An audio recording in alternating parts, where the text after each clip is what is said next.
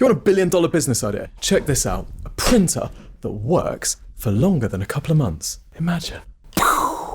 This SEO strategy is used by some of the world's top websites to drive millions and even tens of millions of visitors to their site every month. It's also evergreen, meaning you do it once and it can be earning you traffic for years.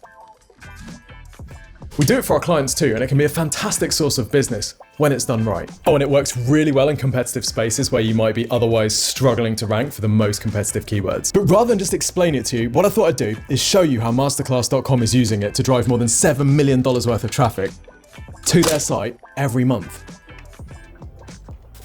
So if we head over to SEMrush, we can see where MasterClass gets most of its organic traffic. And by the way, if you don't know MasterClass, it's a sort of education site where you can sign up for different courses taught by amazing instructors. Their business model is they charge like $180 membership for a year and you get unlimited access to the courses. That's how they make their money. So in this chart, we can see the keywords that MasterClass is ranking for in the US. We can see which position, how many times this phrase is searched per month, and we can see the URL that is ranking for these terms. So what do we notice as we look through the phrases that MasterClass is ranking for? We notice that there's a lot of seemingly random stuff in here, right? Treble clef, situational irony, capicola, what colors make brown, pathos, teaspoon to tablespoon. What is going on here? Why is MasterClass getting so much traffic from these seemingly random phrases? Well, let's take a look at one of the pages that's ranking for one of these seemingly random searches. How many teaspoons in a tablespoon? Now, obviously, who's going to search for a topic like this? It's going to be people who are cooking, right? They've got their recipe out and they can see that it's being specified in teaspoons and they don't really understand the conversion and they want to make sure they get their quantities right. So this is going to be searched for by people who are cooking.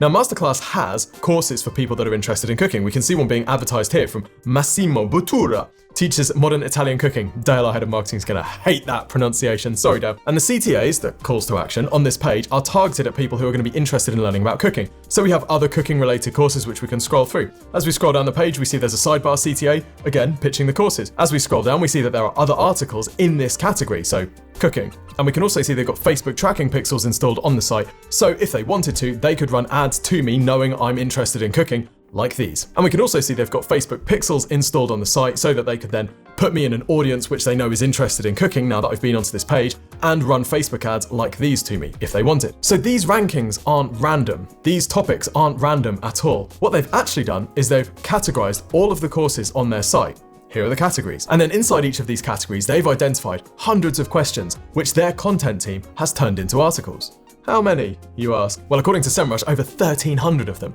The highest performing articles on their site are estimated to be bringing in almost 200,000 visits per month and ranking for thousands of keywords. Now, the net effect of all of this is that just the articles section on the MasterClass's site is estimated to be bringing in around 9.5 million visitors, worth $6.8 million per month in the US alone.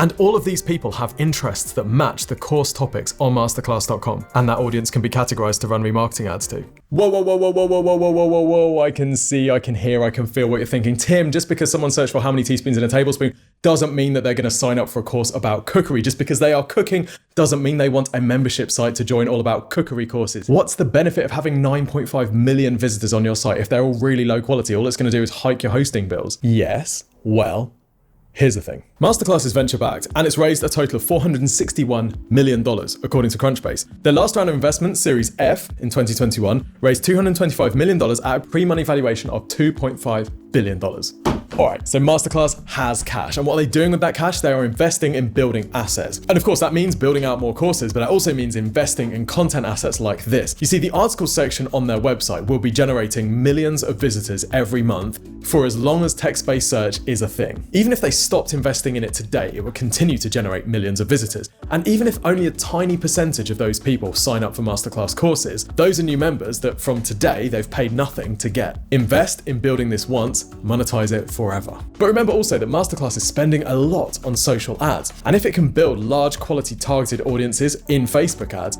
for the different topics of course that it runs, even if that only saves a small percentage of their total ad spend, that targeting could be incredibly valuable. Now, of course, if we were to be picky, that's not to say they couldn't be doing this any better. And I'm actually going to show you a way that they could take this to another level in just a couple of minutes. We've used this for various clients over the years, including one of our SaaS clients, ClearReview, run by an awesome guy called Stuart. Now, we've been working with ClearReview since before they were even a company, and we've used this exact strategy to help them grow. A large proportion of the traffic that they get to their site, if you just stick them in SEMrush, you can see is questions and topics that their target audience is going to be interested in that might not directly be about the software that they offer, but do indicate that people might be interested in purchasing that. And not to brag, but if we're to brag a little bit, we've helped Clearreview drive so much traffic to their site that last year they got bought all cash for £26 million. Okay, so how do you do this for your website? And by the way, this works for any business in any market, unless you are a locksmith. Let's say that you are selling baby toys.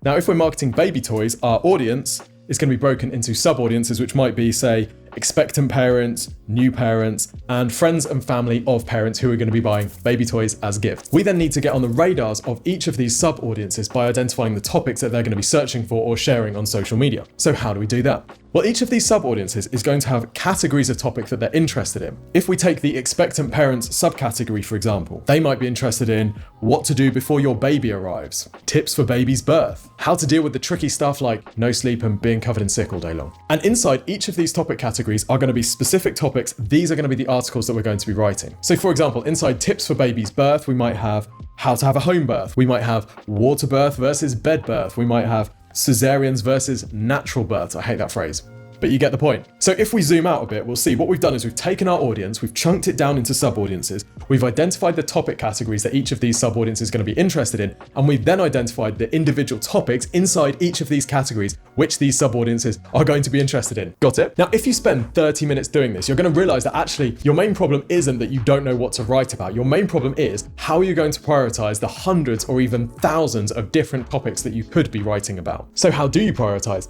Well, my advice would be to focus on the stuff which is going to most quickly lead to money for you. Start with the sub-audiences that are going to be most likely to purchase. Start with the topic categories and topics which imply someone is most ready to purchase. So in other words, if you're masterclass, don't start by writing how many teaspoons in a tablespoon, start by writing how to write a book, because that's a topic that someone is much more invested in and is much more likely to seek out longer form information than just a quick answer. Oh, there's 2.3 teaspoons in a tablespoon. All right, so we said, how could we make this better? Well, here's how Masterclass would make this better. Let's think about our audience that are going onto the site having searched for how many teaspoons in a tablespoon. Let's get into the mindset of someone searching that topic. Now, if we imagine all of the people who might be searching for that topic, we would expect perhaps 0.2 to 0.3, 0.4% of all of the people searching that topic to be ready to purchase a course, sign up for a membership. Now, let's say that with some clever remarketing and retargeting ads, we were able to get some of the rest of that group to also purchase, maybe another 1 or 2%. So then what about the rest of the 95, 97, 98% of people that have landed on that page and haven't purchased the course yet? What do we do with them? Well, this is where I would like to see Masterclass testing the calls to action on these pages. For example, on this page, 3 tips for writing urban fantasy fiction, how to write urban fantasy genre. We have adverts for various courses on Masterclass about writing. And then at the bottom, we have what we call a non-purchase CTA, a non-purchase call to action. And this is a low commitment next step that the visitor is invited to take. In this case, it says, try some of our classes, enter your email and we'll send you some samples of our favorite classes. Would you put your email into that? This, in marketing terms, is what we call garbage. Now, it's a great idea to have some low commitment CTAs. Remember, we're only converting a very small percentage of the visitors to these pages because someone searching for how do you write fantasy fiction isn't necessarily going to buy a course. What I would like to see Masterclass do is take the credibility and the expertise that they have in their course authors and use this to make lower commitment CTAs. For example, let's say on this page, you scroll to the bottom of the page, you didn't buy the course, but you saw a call to action that said, download our fantasy writing tip sheet featuring Neil Gaiman, or watch a short video of Neil Gaiman's top fantasy writing tips. That's a really relevant call to action for you. And these sorts of downloadable CTAs can convert much higher, sometimes in the region of 3, 5, we've seen even 10%. And of course, once you've got someone signed up for a downloadable like that, you can then send them a customized email indoctrination sequence targeted at selling them based on that specific course, that specific interest that they've expressed. And you can do this forever. You don't have to pay Facebook to advertise these people because you have their email address. Now, obviously doing this, taking the conversion rate of this page from something that is in reality probably way less than 1%, and even with the remarketing and retargeting, you're probably converting less than 2% of the entire visitors to this page, and turning it into something where you might be converting as much as 3, 4, 5, even 10%. This completely transforms the economics of this entire strategy. But yes, it requires some work. Now, obviously central to all of this is understanding your target audiences in the first place and recognizing what makes them tick, what they're going to be searching for. In this video, I show you how to create a buyer persona and how to really get inside the minds of your target customers so that you can research and create the sort of content that's going to make them act. And by the way, if you want us to give you some free tips on how to improve your website's visibility, go to exposureninja.com/review to request your free website and digital marketing review today. It is awesome. Oh, and if you've got any tips on reliable computer printers, let me know in the comments, please.